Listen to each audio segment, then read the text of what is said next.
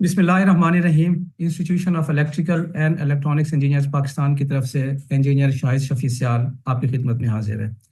नाजरीन, हमारे आज के मेहमान असद अली शाह साहब हैं। असद अली शाह साहब professionally he is a chartered accountant. He is chairman Befiler. Chairman Befiler is a digital platform. He is CEO of Asad Ali Shah Associates, and he is on the board of Bank of Khyber Security. He is member Policy Board Security and Exchange Commission of Pakistan. ये के electric के board पे 2020 से 2022 तक के electric के board पर रहे हैं। He has been a member task force on government restructuring between 2018 and 2020. He has remained president ICAP, Institution of Chartered Accountants of Pakistan, between 2008 and 2009. He has been advisor to Chief Minister Sindh on finance between 1993 to 1996, and he has also been the first managing director of Sindh Anglo Coal Mining Company. Welcome, welcome Asad Ali Shah साहब, कैसे हैं आप? जी बिल्कुल ठीक। Thank you very much for very elaborate introduction. अभी मैं SECB policy board पे मैं रहा हूँ, वो आई थिंक टिल 22, और इस वक्त नहीं हूँ। आई थॉट के सही।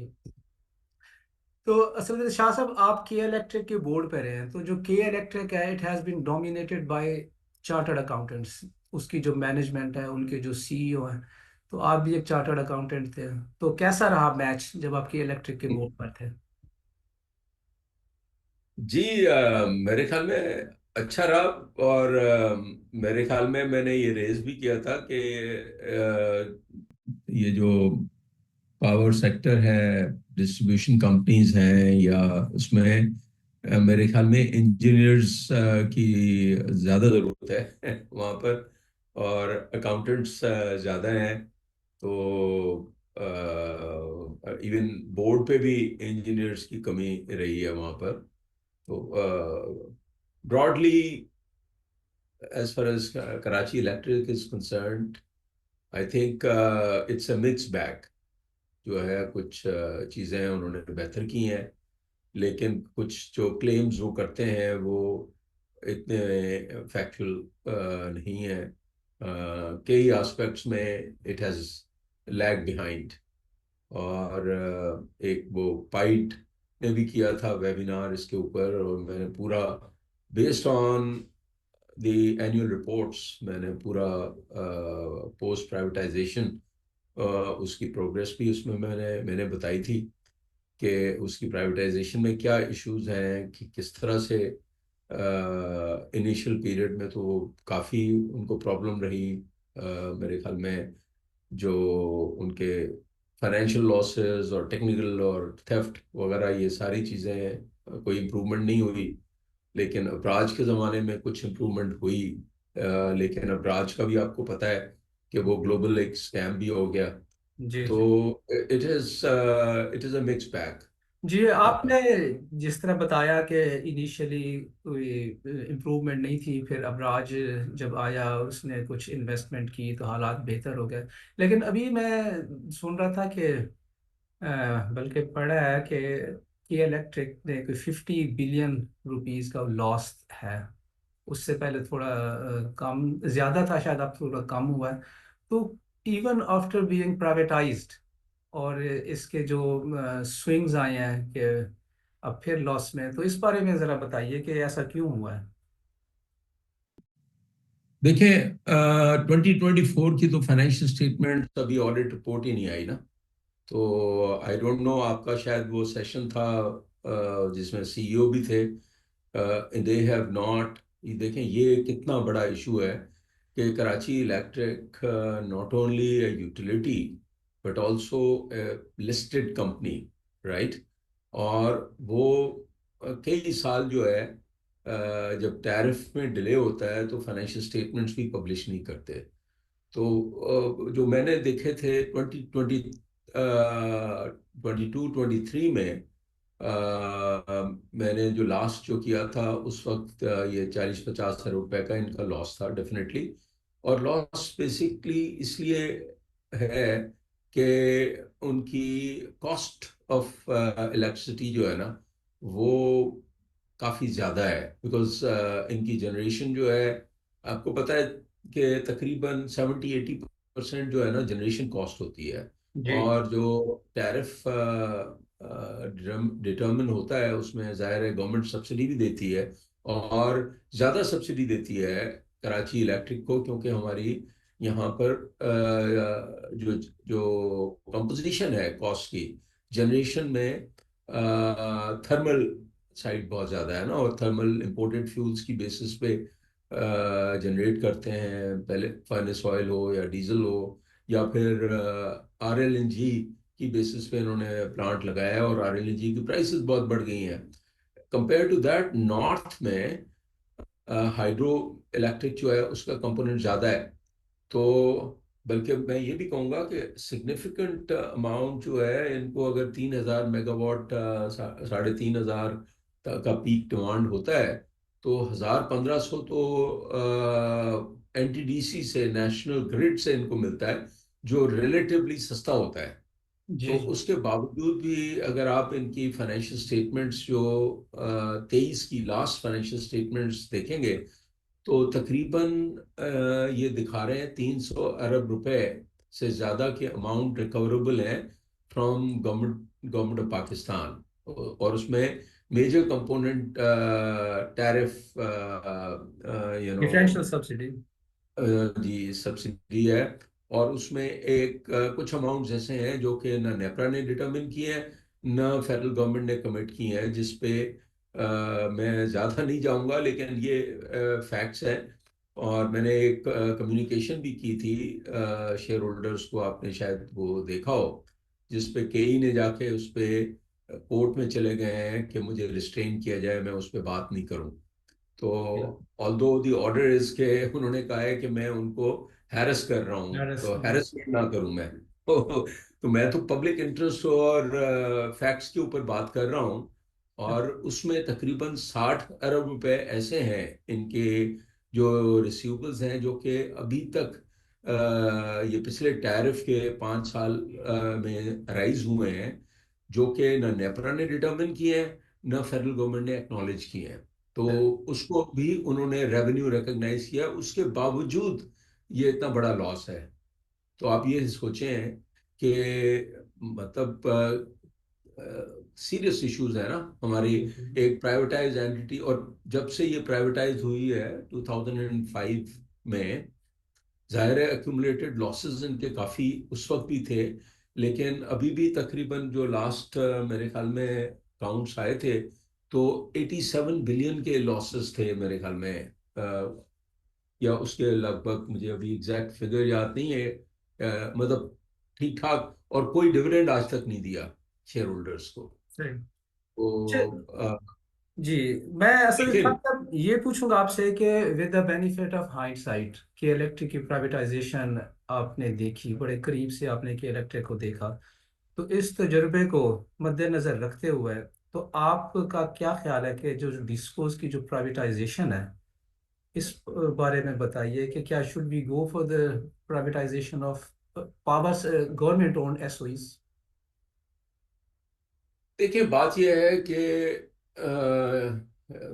We are between the devil and the deep sea वाली बात है ना। प्राइवेटाइजेशन के मैं बिल्कुल हक में हूँ, प्राइवेटाइजेशन होनी चाहिए, क्योंकि पूरी दुनिया में बिजनेस जो है वो प्राइवेट सेक्टर करता है, और बिजली बनाना, बिजली की ट्रांसमिशन और distribution, this is also A business, right. तो उसको बिजनेस जो है ना वो प्राइवेट सेक्टर को चलाना चाहिए। उस पे अगर एक रीजनेबल रिटर्न नहीं है तो आप इन्वेस्टमेंट नहीं आ सकेगी, आप फंड्स नहीं रेज कर सकेंगे। पब्लिक सेक्टर में हमारा प्रॉब्लम ये है कि we have too large public sector. हर चीज पब्लिक सेक्टर में, पूरा एनर्जी पब्लिक सेक्टर में है। ये जो हमने IPPs प्राइवेट सेक्टर में लगाया है, इफेक्टिवली वो भी पब्लिक सेक्टर है, क्योंकि उसमें गारंटीड रिटर्न दिया हुआ है, उन्होंने सिर्फ कैपेसिटी अवेलेबल करनी है, उसको परचेज करके वो सप्लाई जो है वो फिर आपका सीपीपीजीए या एनटीडीसी होता था, वही परचेज करके और सॉवरेन गारंटीज के थ्रू जो है ना वो आपने प्रोजेक्ट्स टेक और पे में लगाए हुए हैं। तो रिस्पॉन्सिबिलिटी तो सारी पब्लिक सेक्टर की है ना। और जब पब्लिक सेक्टर सारा हो तो उसको रेगुलेट कौन करेगा? असल में पब्लिक सेक्टर हमने 1999 में, ये जो 90s में वापडा की अनबंडलिंग हुई और फिर नेपरा रेगुलेटर बना, तो उसका मकसद ही यह था कि आप नेपरा जो है ना रेगुलेट करेगा और ये बिजली बनाना, बिजली को ट्रांसमिशन और उसकी डिस्ट्रीब्यूशन जो है ये प्राइवेट सेक्टर की कंपनीज बनेगी या प्राइवेटाइज होंगी, और फिर उसको नेपरा भी रेगुलेट करेगी और गवर्नमेंट उस पर पॉलिसी इस तरह से बनाएगी कि वो कॉम्पिटिटिव लो कॉस्ट पे वो बने, उसमें कुछ प्रॉफिटेबिलिटी भी हो और कंज्यूमर का फायदा हो। लेकिन अब आप मुझे बताएं ना कि नेपरा जो कि एक रेगुलेटर है, वो उसको उसके मेंबर्स को उसका चेयरमैन जो है वो कैबिनेट अपॉइंट करती है, गवर्नमेंट अपॉइंट करती है। तो अब इफेक्टिवली सारा हमारा पावर सेक्टर जो है वो भी गवर्नमेंट, फेडरल गवर्नमेंट चलाती है और वो कैबिनेट ही चलाती है एक तरह से ओवरऑल। तो जी उसको जी। नेपरा कैसे रेगुलेट करेगा? तो इसलिए रेगुलेट नहीं कर पाता वो। वहां पर कैपेसिटी का भी इश्यूज हैं, कॉम्पिटेंस के भी इश्यूज हैं। अब जहां तक प्राइवेटाइजेशन की ताल्लुक है, आप देखें ना, प्राइवेटाइजेशन का आप करें, ये यूटिलिटी एक तो है ना प्राइवेटाइजेशन के आपको देखना होता है कि आप क्या प्राइवेटाइज कर रहे हैं। अगर तो आप कोई एसेट बेच रहे हैं, कोई जमीन बेच रहे हैं या इस तरह की कंपनी आप बेच रहे हैं जिसमें पब्लिक इंटरेस्ट इन्वॉल्व नहीं है, तो फिर तो आप ऑक्शन करते हैं, हाईएस्ट बिडर को दे देते हैं आप। जी जी। लेकिन जब आप regulated entities like distribution companies जिसमें कंज्यूमर्स और बहुत सारे वेरी लार्ज पूरा मुल्क की में कंज्यूमर्स जो हैं, इतनी बड़ी हमारी पॉपुलेशन है, सबका इंटरेस्ट इन्वॉल्व है, तो फिर आप ये देखते हैं कि ये प्राइवेटाइज हम किसको दे रहे हैं, कंपनी किसको दे रहे हैं, उसकी कुछ शॉर्ट लिस्टिंग करनी चाहिए ना, कोई क्राइटेरिया कि वो उनके पास कैपेसिटी है चलाने की कि नहीं है। प्रॉब्लम कई के और कई सारी प्राइवेटाइजेशंस में ये हुआ है कि आप ये देखें ना कि ये जो बिल्कुल कई को प्राइवेटाइज करना चाहिए था, लेकिन 2005 में जिस तरीके से वो प्राइवेटाइज हुआ, उसमें एक कोई कनूज जी जी, वो के नाम से, यही आपने हाँ बताया वो। कनूज उल वतन, हाँ कनूज जी उल वतन। अब ये उनको उनको उन्होंने हाईएस्ट बिडर थे। अब ये है क्या कनूज उल वतन जो है ना, ये बताया ना कोई। जी जी, मेरा आपसे अगला उनके पास, सवाल यही हाँ है कि आपने जिस तरह एक बताया कि गवर्नमेंट का काम रेगुलेशन है और रेगुलेटर भी गवर्नमेंट ही अपॉइंट करती है, तो इन अ वे आप ये वो सजेस्ट कर रहे हैं कि NEPRA can be an extension of the federal government. तो इस सूरत में जबकि जो रेगुलेटर है वो वीक है, तो जो प्राइवेटाइजेशन है, तो इसका ये खदशात तो बड़े हक बजानिब हैं कि one monopoly will be replaced by another monopoly. जिस तरह आपने बताया कनूजुल वतन और बाद में अल जुमाया जो कि एक ट्रांसपोर्ट कंपनी थी, उसने टेक ओवर किया, जिसका कोई एक्सपीरियंस नहीं था, फिर सीमेंस बीच में आई, उसको भी फायर किया। तो हमारे क्या ऐसे केपेबल प्लेयर्स मौजूद हैं पावर सेक्टर में जो पावर सेक्टर की एसओईज को चला सकें?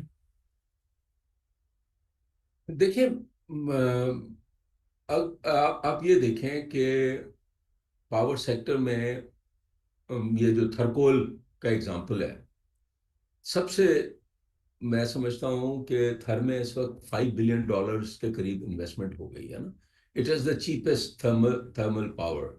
आप ये इसमें इन्वायरमेंटल कंसिडरेशंस आ गई हैं हमने जब डेवलप किया है कोल को।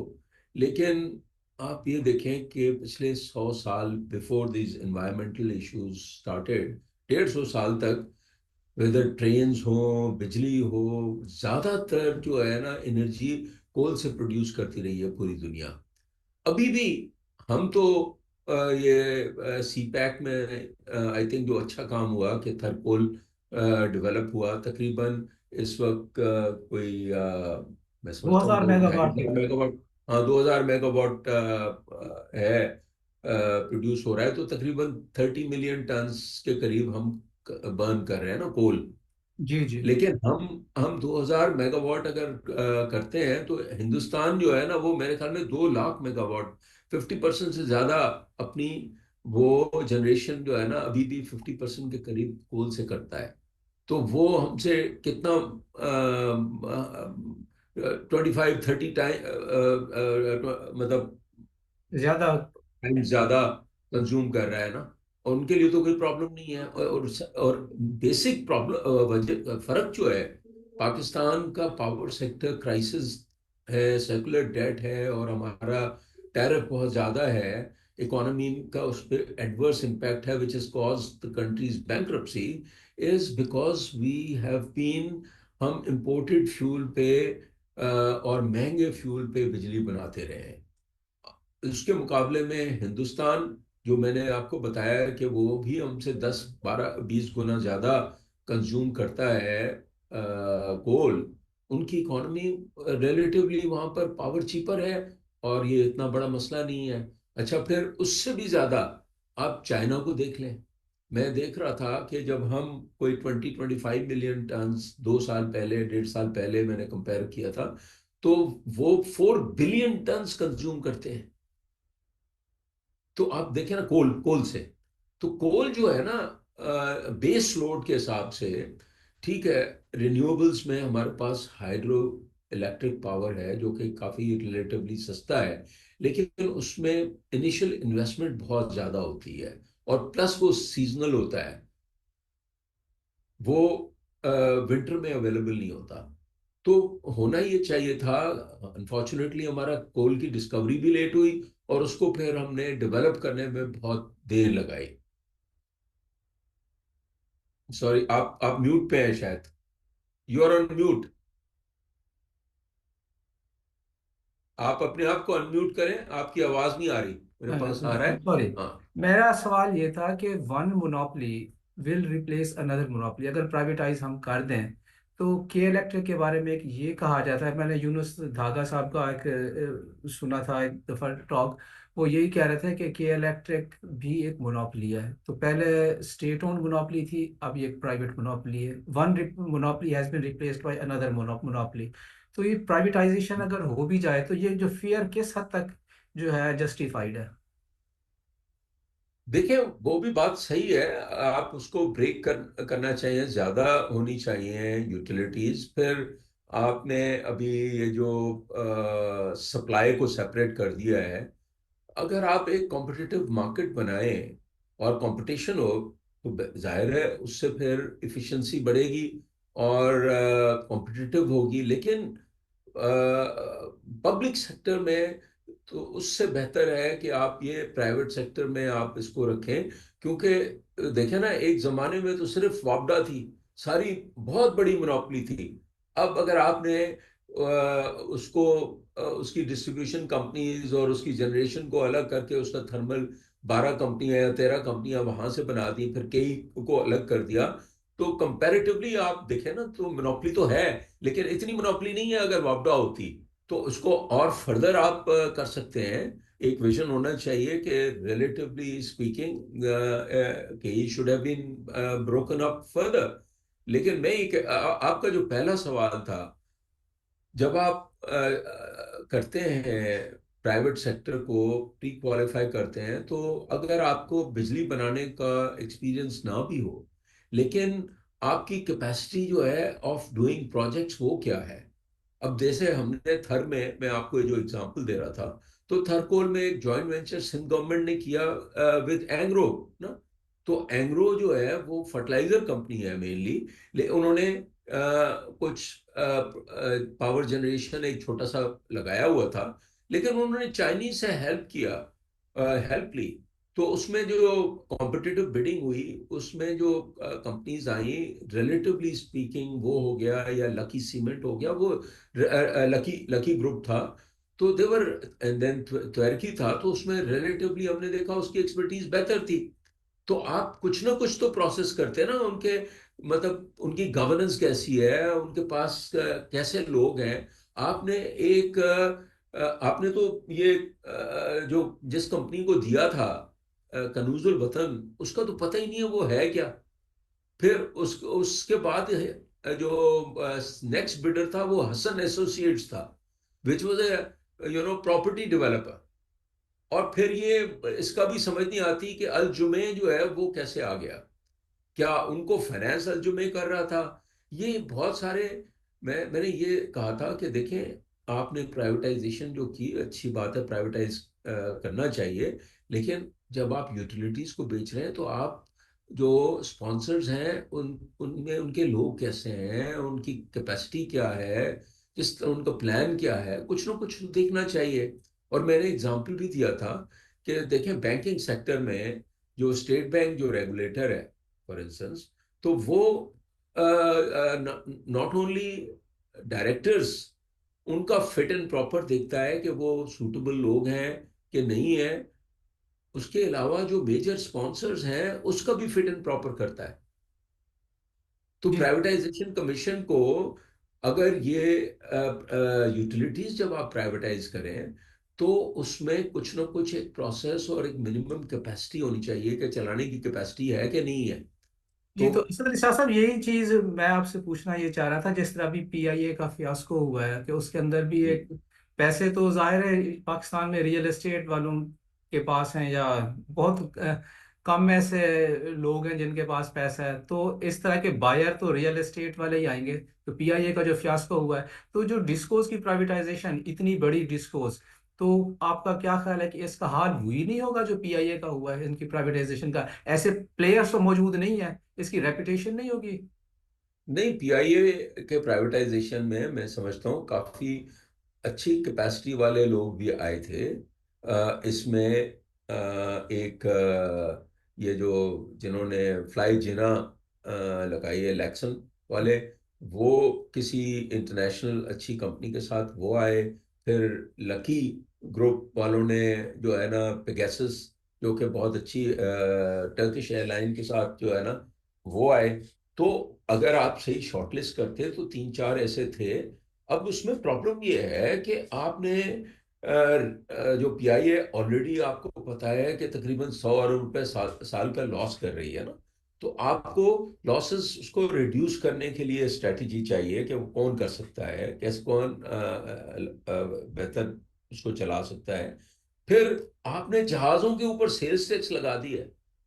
अब मुझे बताएं कौन आपकी मार्केट में आएगा। अगर आप कोई जहाज लेते हैं, कोई 50-60 मिलियन तो महंगे जहाज आते हैं, उसके ऊपर सेल्स टैक्स अगर आप टैक्स लगाते हैं तो उसकी रिकवरी एडजस्टमेंट कैसे होगी?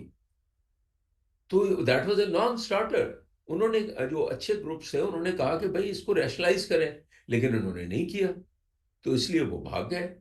तो बात यह है कि यूटिलिटीज में भी आपको बेहतर लोग मिल सकते हैं, एक अगर रीजनेबल उसका एक प्रोसेस हो और लोग आपके देखें ना। मैंने पहले भी ये कहा था कि पहली बात तो यह है कि जो प्राइवेटाइजेशन कमीशन है आपका, आप जो कमीशन बनाया है वो, उसका कोई आप ऐसे मिनिस्टर लगा देते हैं जिसको पावर सेक्टर का कोई ज्यादा पता ना हो या प्रोफेशन का भी ज्यादा पता ना हो। फिर आप ब्यूरोक्रेट लगा देते हैं जो कि 6 महीने साल में वो बदल चेंज हो जाते हैं। तो जरूरत बोर्ड भी उसके जो है ना वो कोई आप अपने दोस्तों को लगा देते हैं। तो फिर फॉरम्स इतने ज्यादा हैं। मकसद ये है कि लॉ जो है वो भी उसमें आप जो कंसल्टेंट लगाते हैं, इतने बड़े कंसोर्टियम्स होते हैं उसमें। मैं खुद एडवाइस करता रहा हूँ। मैं जब मैं डिलॉयट को हेड कर रहा था पाकिस्तान में, Deloitte is the largest firm in the world and I was country managing partner of Deloitte in Pakistan. तो पीआईए की प्राइवेटाइजेशन जो जब ये मोहम्मद जुबैर थे चेयरमैन, तो अच्छा खासा हम आगे उसमें चले गए थे। लेकिन द पॉइंट इज कि उसमें एक इन्वेस्टमेंट बैंकर होता है, एक अकाउंटिंग फर्म होती है, एक एचआर फर्म होती है, एक अपनी लीगल फर्म होती है। तो इतना बड़ा आप कंसोर्टियम बनाते हैं उसको, वो आगे नहीं चलती, मीटिंग्स ही नहीं होती। फिर जो प्राइवेटाइजेशन कमीशन जो है वो फिर सारी मिनिस्ट्रीज बैठी होती हैं, फिर उनकी एविएशन मिनिस्ट्री अलग बैठी होती है। अच्छा, प्राइवेटाइजेशन कमीशन का बोर्ड जो डिसाइड करे, फिर उसके ऊपर फिर कैबिनेट कमेटी ऑन प्राइवेटाइजेशन है, अलग फॉरम है, फिर कैबिनेट में जाता है। तो बात यह है ना कि आप प्राइवेटाइजेशन कमीशन में इंडिपेंडेंट लोग भी रखें, उसका चेयरमैन और चीफ एग्जीक्यूटिव सेपरेट होने चाहिए, उसका चीफ एग्जीक्यूटिव प्रोफेशनल होना चाहिए, और प्लस थोड़ी सी आपको रिस्क टेकिंग करनी पड़ेगी, लोगों के ऊपर को एम्पावर करना पड़ेगा। जिस तरीके से हम इस मुल्क को चला रहे हैं, मतलब हर चीज में जो है ना, हम असल बात यह है शाहिद साहब कि देखिए, कोई भी ऑर्गेनाइजेशन हो, उसको लोग ही चलाते हैं। और लोग अगर आप इंटेग्रिटी और कॉम्पिटेंस वाले रखें और उनको एम्पावर करें और फिर कुछ चेक्स एंड बैलेंस रखें, तो सारी चीजें जो है ना, पूरी दुनिया चल रही है, तो हम क्यों नहीं चल सकते आगे? तो आप अगेन यू आर म्यूट, आप म्यूट पे हैं। जी। प्रोविंशलाइजेशन ऑफ डिस्कोज, जी। ये एक्चुअली इनिशियल ऑप्शन ये थी, बाद में इसको खत्म करके फिर प्राइवेटाइजेशन की तरफ आए। अब कुछ अरसे बाद फिर ये ऑप्शन दोबारा आ जाती है। तो ये इस प्रोविंशलाइजेशन ऑफ डिस्कोज को कहा जाता है कि लॉ एंड ऑर्डर जो है, चूंकि ये प्रोविंशियल मैटर है, तो इस वजह से इसमें जो ज्यादातर डिस्कोज के इश्यूज हैं they pertain to law and order. तो आपके नजदीक प्रोविंशलाइजेशन ऑफ डिस्कोज और प्राइवेटाइजेशन, इनको आप कैसे कंपेयर करेंगे? Which is the best option, better option of the two? ये देखिए, मेरा ख्याल ये है, और ये यूनिवर्सली, और ये हर गवर्नमेंट भी कहती है कि private sector is the engine of growth. ठीक है ना? हमें प्राइवेट सेक्टर की एक competitive competent private sector develop करना चाहिए। प्रोविंशियल गवर्नमेंट का रोल हो सकता है, it can be a public private partnership. वो उनको भी आप अगर कोई वो साथ कंसोर्टियम के साथ लाते हैं। अब ये देखें ना कि सिंध ने ये पब्लिक प्राइवेट पार्टनरशिप के थ्रू ही थरकोल किया ना, जहाँ पर इतनी बड़ी इन्वेस्टमेंट हुई है। अगर आपके पास सही फ्रेमवर्क हो, अब ये करंट फाइनेंस मिनिस्टर साहब भी कहते हैं कि हमारे पास पैसे नहीं है, हम सारी पब्लिक प्राइवेट पार्टनरशिप करेंगे। तो अगर सही फ्रेमवर्क हो पब्लिक प्राइवेट पार्टनरशिप का, तो public sector can be a party, वो हेल्प करे। लेकिन ड्राइविंग सीट्स पे जो है ना, वो प्राइवेट सेक्टर होना चाहिए। क्योंकि प्रॉब्लम ये है शायद साहब कि जो पब्लिक सेक्टर में जो पोजीशन में होते हैं मैनेज करने की, वेदर दे आर ब्यूरोक्रेट्स या मिनिस्टर्स, या फिर जो ऑफिशियल्स वो लगाते हैं, जो भी हैं, उनके स्टेक्स नहीं होते ना। आप देखें, पीआईए 100 अरब रुपए का लॉस कर रही है, कोई भी सेठ होता है वो बंद कर देता है उसको। जो प्राइवेट सेक्टर है वो तो नहीं अफोर्ड कर सकता ना। अगर वो एफिशिएंट नहीं चलेगी तो वो नहीं चल सकती। ये तो आप पब्लिक सेक्टर में, जब अगर आपका, क्योंकि आप even if you are integrity भी अगर है और आप कोशिश कर रहे हैं, तो आप एक हद तक करेंगे। आपकी जेब से तो नहीं जा रहा ना, ये टैक्स पेयर का पैसा है। तो सही है। ये फंडामेंटल इशू है पब्लिक सेक्टर में। आप ये जो देखें ना, दुनिया जो पिछले 400-500 साल में आगे बढ़ी है, बीच में हमारे पास कम्युनिज्म और सोशलिज्म आया, वो नहीं चला। इवन चाइना को भी जो है ना, मार्केट इकोनॉमी की तरफ आना पड़ा। तो ये तो प्रूवन चीज है कि ये इस तरह की ऑर्गेनाइजेशन जो है ना, ब्यूरोक्रेट्स नहीं चला सकते। देर आर कॉम्पिटेंट ब्यूरोक्रेट्स भी होते हैं, मैं उनके मतलब मैं कहता हूँ उनके इंटेंशंस भी अच्छे होते हैं। लेकिन हमारे जो सिस्टम है उसमें एक तो ये है कि कॉम्पिटेंट ब्यूरोक्रेट्स को जो है ना, वो ज्यादातर उनको अच्छी पोस्टिंग्स नहीं मिलती। फिर वो रिस्क टेकर्स नहीं होते। देखिए, इनोवेशन रिस्क टेकिंग के बगैर नहीं हो सकती, गलती के बगैर नहीं हो सकती। गलती करके सीखते नहीं है फिर हम। ब्यूरोक्रेट्स तो द ये, एजेंट्स ऑफ स्टेटस को कहा जाता है, तो इन्होंने और सही। फिर एग्जैक्टली रिस्क टेकिंग नहीं करते ना। वो स्टेटस को वो कहेंगे जी, अगर कोई गलती हो जाए तो मुझे तो मतलब ये है कि नैब आ जाएगी, और ये सारे इश्यूज हो जाएंगे। तो इसलिए बहुत जरूरी है पब्लिक सेक्टर में भी, असल में अगर हमने इम्प्रूव करना है पब्लिक सेक्टर को भी, तो इनिशिएटिव इसलिए नहीं है कि स्टेटस को माइंडसेट है हमारा, रिस्क टेकिंग नहीं करते। सही। अच्छा, असद अली शाह साहब, ये बताइए कि जो प्राइवेटाइजेशन ऑफ डिस्कोज, ये प्रेजेंट फॉर्म में करनी चाहिए या बिग डिस्कोर्स कहा जाता है कि इसको पहले स्प्लिट करें छोटी छोटी डिस्कोर्स में, ताकि प्लेयर ज्यादा आ जाए, पार्टिसिपेशन ज्यादा आ जाए। आप इस बारे में क्या सजेस्ट करते हैं? देखिए, बात यह है कि जो time is also of essence ना।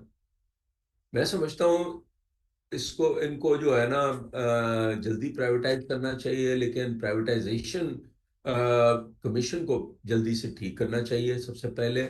और थोड़ा सा प्रोसेस करना चाहिए कि ऐसे लोगों को आप दें जो सिर्फ बिडिंग की बेसिस पे किसी रियल एस्टेट कंपनी को ना दें। उनकी आप ये भी देखें कि उनको उनकी कैपेसिटी है चलाने की। फिर उसमें उनके कोई केपीआईज भी रखें।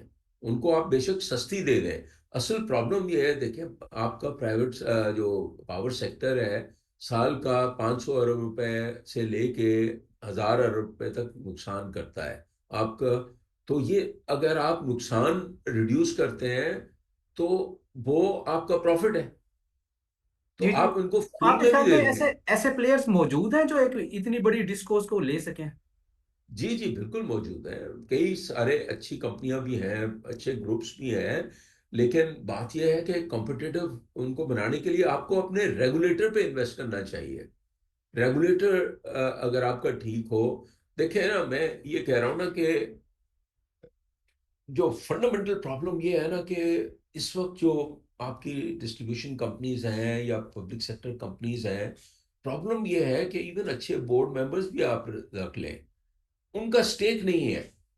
अगर कंपनी जो है उसका बेड़ा गर्क होता है, वो 100 रुपए 50 रुपए लॉस कर रही है, तो उनके घर उनके उनकी जेब से क्या जा रहा है? तो ये चीज जो है ना प्राइवेट सेक्टर में, वो उसको एफिशिएंसी लानी पड़ेगी सर्वाइवल के लिए और प्रॉफिट करने के लिए। जो ये प्रॉफिट मोटिव जो है ना, ये पैसा बनाना अच्छी चीज है, ये बुरी चीज नहीं है। दुनिया में जो सारी इनोवेशन हुई है, ये जो तरक्की हुई है, जो हम इस दुनिया में बैठे हुए हैं, ये एंटरप्रेन्योर्स ने की है। आप ये देखें कि ये अमेरिका में ये जो टॉप कंपनियां हैं, ये एलॉन मस्क है या बिल गेट्स है या स्टीव जॉब्स था या दूसरे वो अमेजोन वाला है, ये बिलियनियर्स हो गए पिछले 20-25 साल में। लेकिन दुनिया भी तो चेंज की है ना उन्होंने। हम अगर बिल्कुल। हम ये समझते हैं कि ये काम जो है हमारे ब्यूरोक्रेट्स कर लेंगे, तो ये मेरे ख्याल में बड़ी गलतफहमी है। ये नहीं हो जी, सकता। बिल्कुल सही कहा आपने। असद अली शाह साहब, ये बताइए कि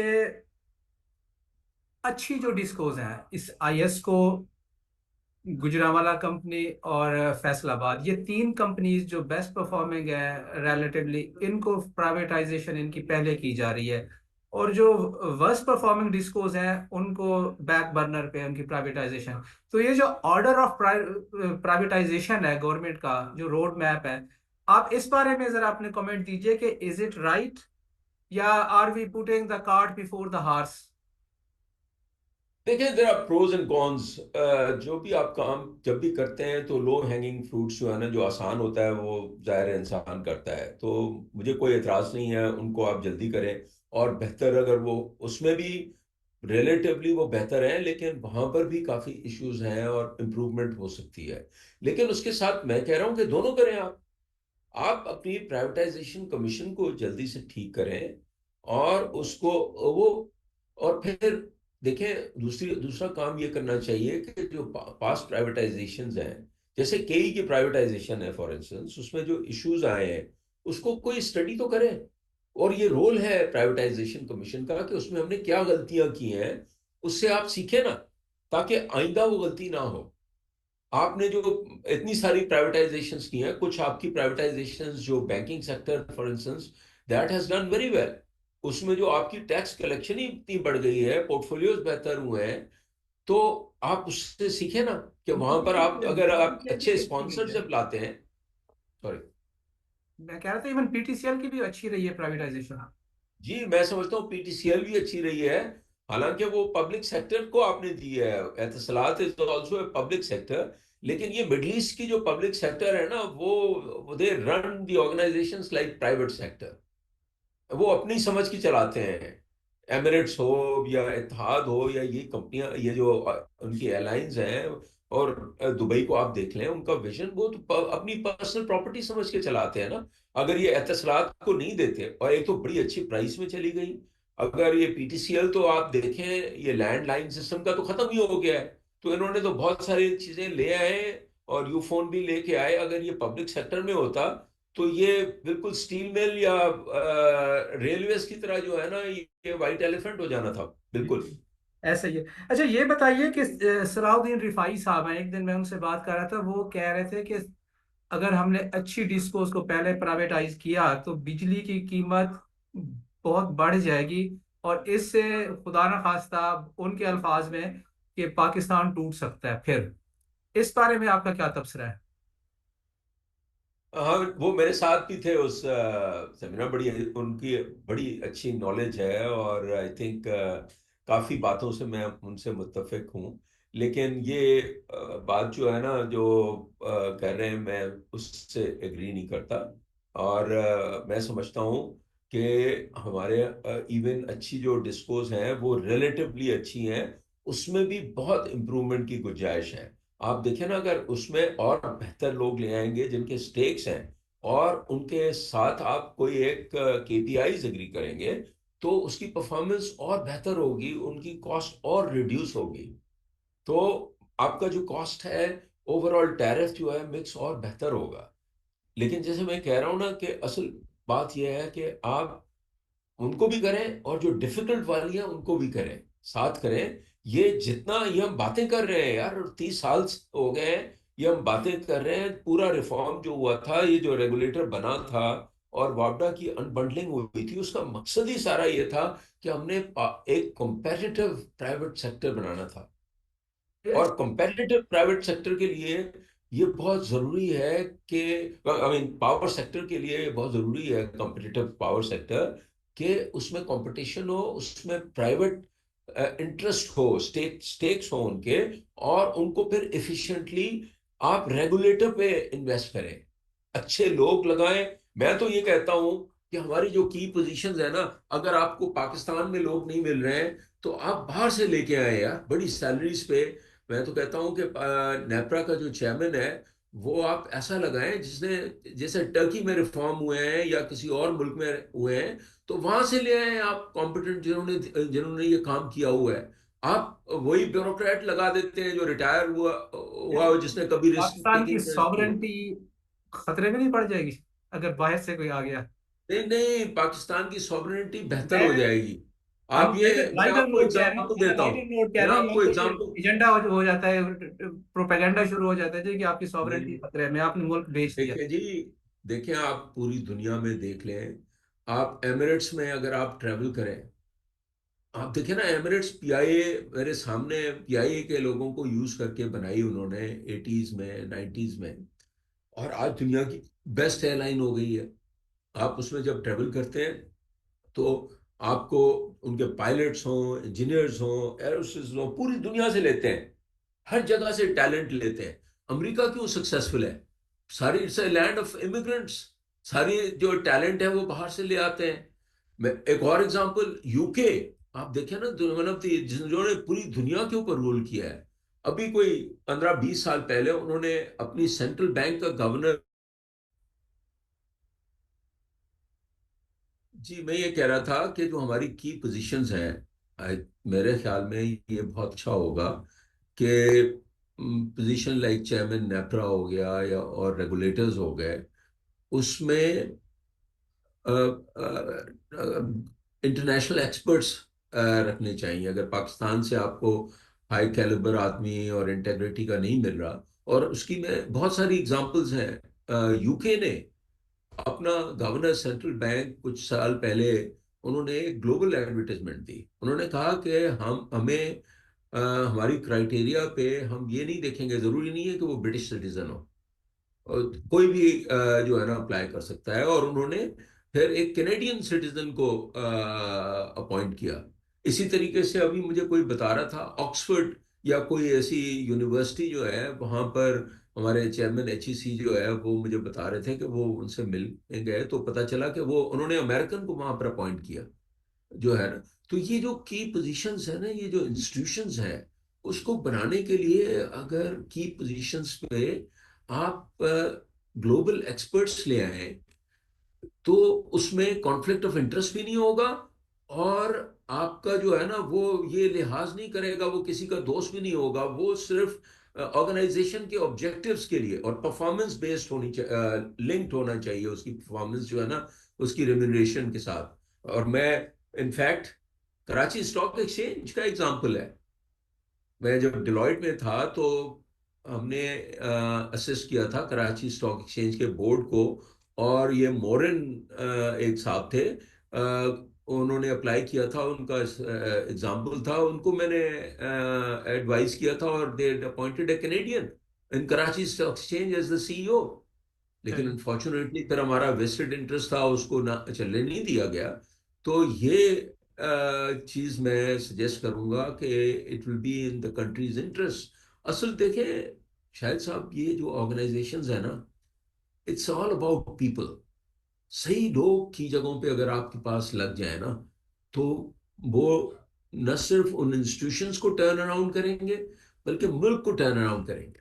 सही, बिल्कुल सही बताया। ये बताइए कि आईएस को, इसके जो लॉसेस हैं ये के इलेक्ट्रिक से भी कम है। इस तरह के एक दो और भी डिस्कोज हैं फेस्को जिनकी परफॉर्मेंस रिलेटिवली बेहतर है, या तो के इलेक्ट्रिक से बेहतर है, कंपेरेबल है, या उससे कोई जी ज़्यादा बुरी नहीं है। तो इन हालात में जी इनकी भी प्राइवेटाइजेशन करनी चाहिए।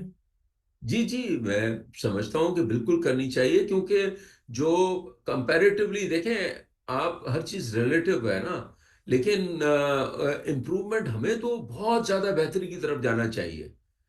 जो इम्प्रूवमेंट कैपेसिटी उनकी जो बेहतरी हो सकती है, वो तो बहुत ज़्यादा आजकल जो टेक्नोलॉजी है, डेटा और आर्टिफिशियल इंटेलिजेंस, ये चीज़ें यूज़ ही नहीं हो रही हैं हमारे यहाँ किसी भी एस्को में। और फिर जो गवर्नेंस है, जो क्वालिटी ऑफ बोर्ड्स हैं, देखिए उनकी स्टेक्स नहीं होते ना, मैं जैसे कह रहा हूँ। अब ये कंप्लेसेंसी आ जाती है कि जी केई से बेहतर है तो हम बहुत बेहतर हैं, सही। लेकिन हो सकता है कि वो उससे 10 गुना ज्यादा बेहतर और हो सकते हो। अच्छा, एक हाइपोथेटिकल क्वेश्चन है जी कि one fine morning we get up, और हम ये देखते हैं जी कि जो हमारी डिस्कोर्स की जो मैनेजमेंट है it's the most efficient management, और गवर्नमेंट की इंटरफेरेंस भी जीरो है। तो क्या इस सूरत हाल में डिस्कोर्स के सारे मसले हल हो जाएंगे? देखिए, सारे मसले जो है ना, वो तो वो जो आप मैं कहता हूँ यहाँ कराची में जो गोरा कब्रिस्तान में जो लोग मर गए हैं या दफन है कहीं, तो वो उनको इस दुनिया के मसले नहीं है। I don't know about the next world. तो देखें, दुनिया जो है ना, it is all about problem solving. जो बड़े इश्यूज हैं, द चांसेस आर कि अगर आपके लोग ठीक हैं, आपकी गवर्नेंस ठीक है, जो है ना चेक्स एंड बैलेंसेस अगर ठीक हैं, तो आपके बड़े मसाइल नहीं होंगे, और वो ज़्यादा कॉम्पिटिटिव हो जाएंगी, और कॉस्ट ऑफ इलेक्ट्रिसिटी कम होगी, प्रॉफिटेबिलिटी ऑर्गेनाइजेशंस की बेहतर होगी, रिटर्न एंड इक्विटी बेहतर होगा, इन्वेस्टमेंट होगी, ये सारी चीज़ें आउटकम्स बेहतर होंगी। लेकिन ये नहीं कह सकता कि सारे मसाइल हल हो जाएंगे। सही। अच्छा, ये बताइए कि जो डिस्कोर्स के बोर्ड्स हैं, एनटीडीसी और जो डिस्कोर्स, इनकी जो कंपोजिशन है इसके बारे में आपकी क्या राय है? क्या ये दावा किया जा रहा है कि अब जो नए बोर्ड्स तश्कील पाए हैं, रिकॉन्स्टिट्यूट हुए हैं, कि इनकी परफॉर्म ये पॉलिटिकल इंटरफेरेंस के बगैर हुए हैं और ये प्रोफेशनल बोर्ड्स हैं? आपके इस बारे में क्या राय है कि या ये जो गवर्नमेंट की तरफ से तासुर दिया जा रहा है ये ठीक है? देखें, ये एक अच्छा इनिशिएटिव जो है ना, वो भी आईएमएफ की उस पे हुआ है 2023 में, जनवरी में एसओई एक्ट आ गया है, state owned enterprises act of 2023, which requires, उसके हिसाब से एक नॉमिनेटिंग कमेटी है, और उसके थ्रू जो है ना majority of the directors independent non executive लगाने हैं। लेकिन प्रॉब्लम यह है कि जो नॉमिनेशन कमिटीज उसमें जो बनाई गई हैं, उसमें वही डिपार्ट जो मिनिस्ट्री है उसका सेक्रेटरी, उसका मिनिस्टर, और फाइनेंस सेक्रेटरी हर जगह पर है। तो मैं नहीं समझता कि ये कोई आइडियल नॉमिनेटिंग कमिटीज हैं। शायद थोड़ी सी इम्प्रूवमेंट हुई हो, लेकिन अप्रोप्रिएट इंसेंटिव्स एंड रिवॉर्ड्स और नॉमिनेटिंग प्रोसेस जो है ना, जो उसमें रखा गया है, इट्स अ कंप्रोमाइज। वो आईएमएफ ने ये रियलाइज किया है कि वो आके बहुत ही शॉर्ट टर्म थिंकिंग के साथ जो है ना, वो आपके फिस्कल और करंट अकाउंट डेफिसिट्स मैनेज कराते हैं, लेकिन हमारी गवर्नेंस ठीक नहीं होती। तो उसके लिए ये एक, I was also part of that task force जिसने ये ड्राफ्ट किया था। लेकिन अनफॉर्चुनेटली उसमें जो सही रिकमेंडेशंस थी, उसमें कई सिग्निफिकेंट वंस जो है ना, वो फिर हमारी ब्यूरोक्रेसी और गवर्नमेंट जो है ना, क्योंकि उन्होंने अपने दोस्त यार भी तो रखने होते हैं ना। मैं तो आपसे यही पूछना चाह रहा था कि इसमें जो एक्स ऑफिशियो गवर्नमेंट के नॉमिनीज होते हैं, हाँ, ये देखा गया है कि चूंकि वो अपॉइंटिंग अथॉरिटी भी मोर और लेस वही होते हैं, तो जो इंडिपेंडेंट मेंबर्स हैं वो जो उन्हीं की लाइन टो करते हैं। जो गवर्नमेंट का मेंबर होते हैं जो कहते हैं वो सारे आमन ना वसदक ना वो कह देते हैं। और मैं इंडिपेंडेंट जो बोर्ड्स हैं उसका जो कॉन्सेप्ट है वो जिस तरह आप खुद कह रहे हैं कि डाइल्यूट हो रहा है, तो ऐसी सूरत में फिर कोई बेहतरी की तवक्को है? बेहतरी की तवक्को मैं समझता हूँ कि क्योंकि मेजॉरिटी इंडिपेंडेंट है उसमें और चेयरमैन भी इंडिपेंडेंट है, अगर उनकी क्वालिटी और इंटेग्रिटी भी बेहतर हो तो मेरे ख्याल में कुछ ना कुछ बेहतरी तो होनी चाहिए। लेकिन जैसे आपने कहा, ये जो एक्स ऑफिशियो डायरेक्टर का कॉन्सेप्ट है ना, ये कॉर्पोरेट गवर्नेंस के साथ मिक्स नहीं करता। क्योंकि बोर्ड की जो पोजीशन है ना, वो फिड्यूशियरी रिस्पॉन्सिबिलिटी है। मैं ये कह रहा हूं कि आप बेशक गवर्नमेंट के लोग रखें, लेकिन उनको टेन्योर दें। 3 साल के लिए अगर है, अब वो आदमी जो है ना, उस एक जगह से दूसरी जगह ट्रांसफर हो गया है, तो उसकी वजह से ये किसी पोजीशन को जो है कि सेक्रेटरी पावर जो है वो, या एडिशनल सेक्रेटरी पावर जो है ना, वो डायरेक्टर लगेगा, ये गलत है। पोजीशन कभी डायरेक्टर नहीं होती, इंडिविजुअल होता है। जो डायरेक्टर्स होते हैं कंपनीज के, उनकी फिड्यूशियरी रिस्पॉन्सिबिलिटी होनी चाहिए, और फिर उसका एक अकाउंटेबिलिटी फ्रेमवर्क भी होना चाहिए ना। अब उनको आपने अच्छा किया है, आप मेजॉरिटी डायरेक्टर्स जो हैं इंडिपेंडेंट आप लेके आ रहे हैं, अच्छा, एक रिलेटिवली बेहतर प्रोसेस है, चेयरमैन इंडिपेंडेंट है। लेकिन उनकी ये भी तो देखें ना कि वो परफॉर्मेंस जो है उसके लिए कोई मैट्रिक्स होना चाहिए, कोई अकाउंटेबिलिटी उनकी होनी चाहिए। अगर आपकी अकाउंटेबिलिटी नहीं है, परफॉर्मेंस मॉनिटरिंग नहीं है, उसके लिए एक, उन्होंने फाइनेंस मिनिस्ट्री में एक सेल तो बनाया है, लेकिन मैं समझता हूँ कि वो भी बड़ी वेग सी है उसमें रोल्स एंड रिस्पॉन्सिबिलिटीज। तो बिल्कुल थोड़ा सा इंक्रीमेंटल इम्प्रूवमेंट है। मुझे इतनी सिग्निफिकेंट जितनी चाहिए हमें, जो हमारी लेवल है, उतनी इम्प्रूवमेंट नहीं है। मेरा नेक्स्ट सवाल ये है कि सेप्को और हेस्को सिंध के अंदर जो दो कंपनीज हैं इनके बोर्ड्स अभी तक नॉमिनेट नहीं हुए हैं नए, तो इसकी क्या वजह है? ये तो आप समझ सकते हैं सबको पता है कि वजह क्या है।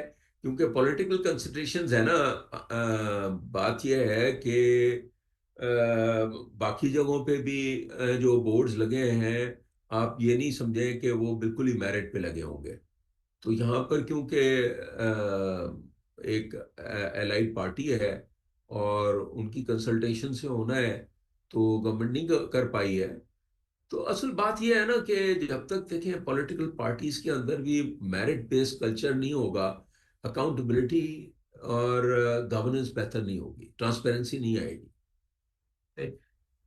नेक्स्ट, पावर डिवीजन का एक ओवर आर्चिंग रोल है इस सेक्टर को चलाने में।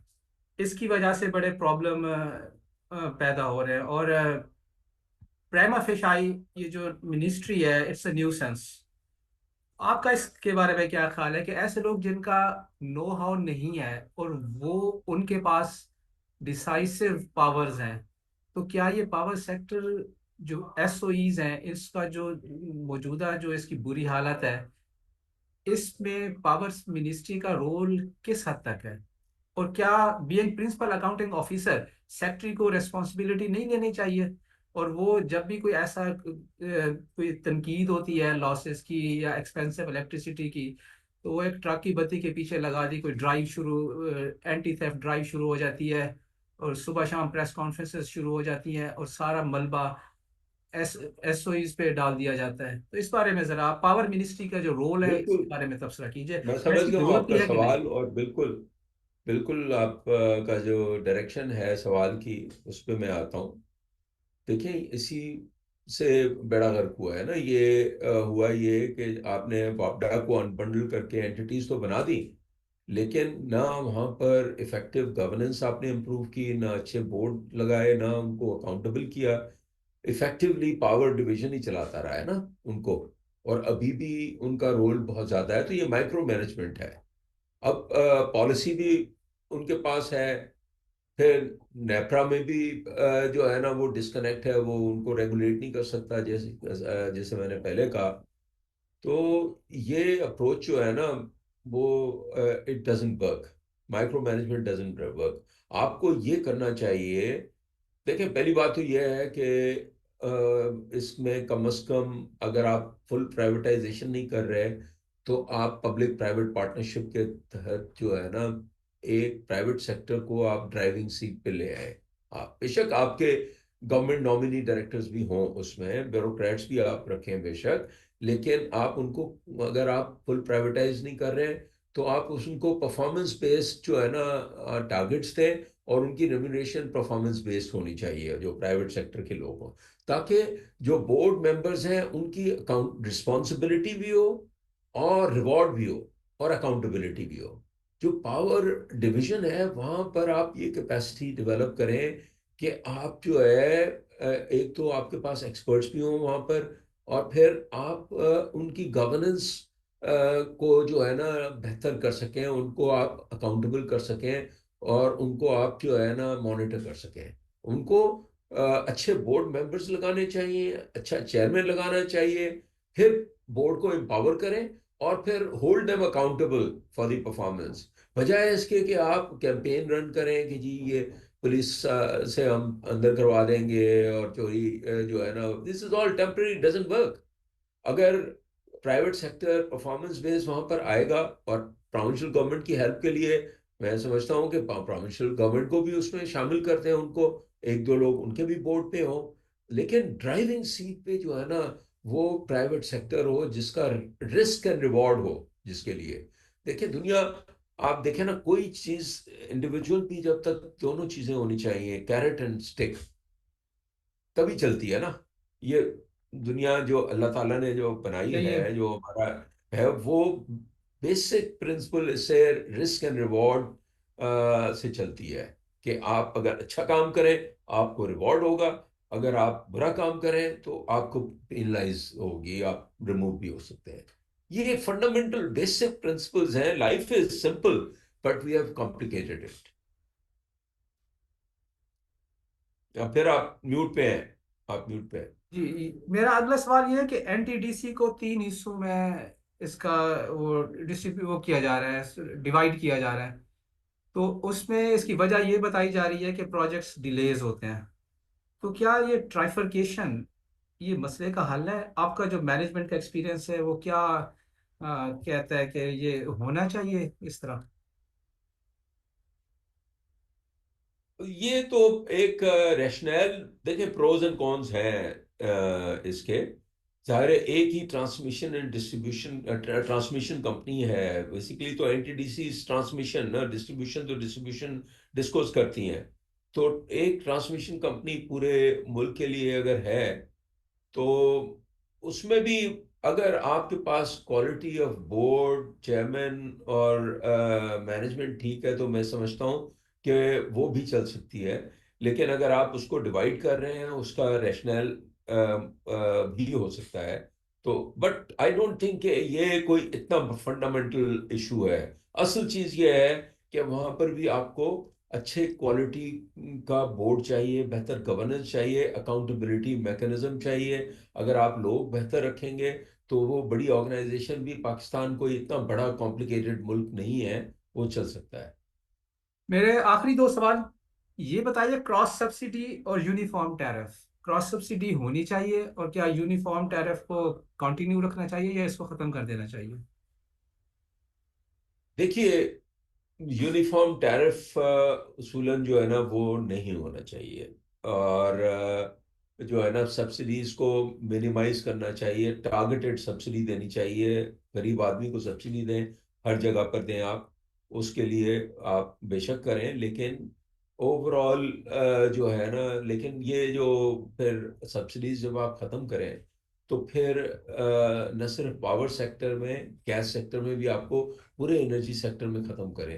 पेट्रोलियम में भी आप एक प्राइस ना रखें ना। आप पेट्रोल जो है ना, जो आप इंपोर्ट करते हैं, तो जाहिर है कराची में वो सस्ता होता है, यहाँ पर सारी इंपोर्टेड चीज़ें यहाँ सस्ती होती हैं, उसको आप इक्वलाइज करते हैं। इसी तरीके से जो आपकी एनर्जी है, बिकॉज ऑफ हाइड्रो इलेक्ट्रिक जो है नॉर्थ में सस्ती है, तो वो वहाँ आप साउथ वालों को सब्सिडाइज करते हैं। तो ये पूरा कॉन्सेप्ट, ये टफ रिफॉर्म होगा, लेकिन उससे क्या होगा कि जो जहां पर जिससे इसकी इकोनॉमिक्स बनती है, फॉर इंस्टेंस साउथ जो है, जहां पर पोर्ट्स हैं, सारी ट्रेड वहां के थ्रू होती है, तो जो ट्रेड रिलेटेड एंटिटीज हैं, एक्सपोर्ट रिलेटेड एंटिटीज हैं, या मैन्युफैक्चरिंग है, इंपोर्ट करके जो एक्सपोर्ट आप करते हैं, तो वो सारी साउथ में लगेंगी। और आपकी जो है ना, जो एडवांटेज अगर बिजली की वजह से मिलती है, तो उस बेसिस पे अगर कोई कॉम्पिटिटिव इंडस्ट्री वहां लग सकती है, तो वो आपकी नॉर्थ में लगेगी। तो ये उससे क्या होगा कि मुल्क कॉम्पिटिटिव हो जाएगा। तो ये बिल्कुल ये जो है ना नेचुरल, जो जिस लोकेशन की जो एडवांटेज है, वहाँ पर इंडस्ट्री लगनी चाहिए, वहाँ के लोगों को वो बेनिफिट मिलना चाहिए। उसके साथ साथ जो गरीब लोग हैं, जो पूरे पाकिस्तान में हैं, उनको आप डायरेक्ट सब्सिडी दें। Thank you. आखिरी क्वेश्चन के आईपीपीज के साथ जो निगोशिएशंस हुई है उसके बारे में कहा जा रहा है कि आर्म ट्विस्टिंग हुई है और इससे जो इन्वेस्टमेंट की फजा है उसको नुकसान पहुंचा है। तो अब जबकि सिवाय एक हॉलमोर के बाकी लोगों ने तो इसे एक फेट कंप्लाई के तौर पर कबूल कर लिया है, तो आपके ख्याल में डैमेज कंट्रोल कितना एक हम कर सकते हैं? डैमेज हुआ है या नहीं हुआ? अगर हुआ है तो डैमेज कंट्रोल हो जाएगा ये? देखिए, डैमेज तो जाहिर हुआ है। आप कॉन्ट्रैक्ट, जो सॉवरेन कॉन्ट्रैक्ट्स हैं, वो अगर तो उसमें रॉन्ग डूइंग है, तो आप करें ना इन्वेस्टिगेशन। जो भी लोग हैं उसमें इन्वॉल्व, उनको आप अकाउंटेबल करें। लेकिन आप कहते हैं कि रॉन्ग डूइंग है, लेकिन आप उसका फॉरेंसिक ऑडिट भी नहीं कराते, और फिर आप आर्म ट्विस्टिंग करके अगर आप उनको साथ नेगोशिएट करते हैं। देखिए, यहाँ पर इसलिए कोई इन्वेस्टर नहीं आता। एक तो हाई टैक्स रेट मैंने आपको बताया, हाई टैरिफ्स हैं आपके पास, फिर ये इन्वायरमेंट एडहॉक जो है, आर्बिट्रेरीनेस जो है ना, उस डेस्टिनेशन को ओवरऑल हमारी खराब करती है। तो अब उसमें डैमेज कंट्रोल जो है ना, क्या होगा, आपकी क्रेडिबिलिटी काफी खराब हो जाती है। और आपकी क्रेडिबिलिटी, ये चंद बिलियन रुपीस की जो आप सेविंग करते हैं, उससे आपकी credibility is worth trillions of rupees. It's a very large, we are fifth largest country in the world. हम अपनी, हाँ, अगर पॉलिसीज बेहतर करें, इंसाफ का निज़ाम बेहतर करें, और लोगों को मतलब ये है कि इंसेंटिवाइज करें उन सेक्टर्स को जहाँ जो कि जिससे हमारी एक्सपोर्ट बढ़ सके, और जिससे मुल्क की कॉम्पिटिटिवनेस बेहतर हो, तो यहाँ पर फिर इन्वेस्टमेंट आएगी, लोकल इन्वेस्टर भी करेगा और इंटरनेशनल इन्वेस्टर भी करेगा। इस वक्त क्या है कि ना बाहर से कोई इन्वेस्टमेंट आ रही है, लोकल इन्वेस्टर भी, जो कंज्यूमर जहां पर उनकी मार्केट्स हैं वो करते हैं, लेकिन जो पैसे बनाते हैं वो बाहर लेके जा रहे हैं। तो दिस इज नॉट गुड।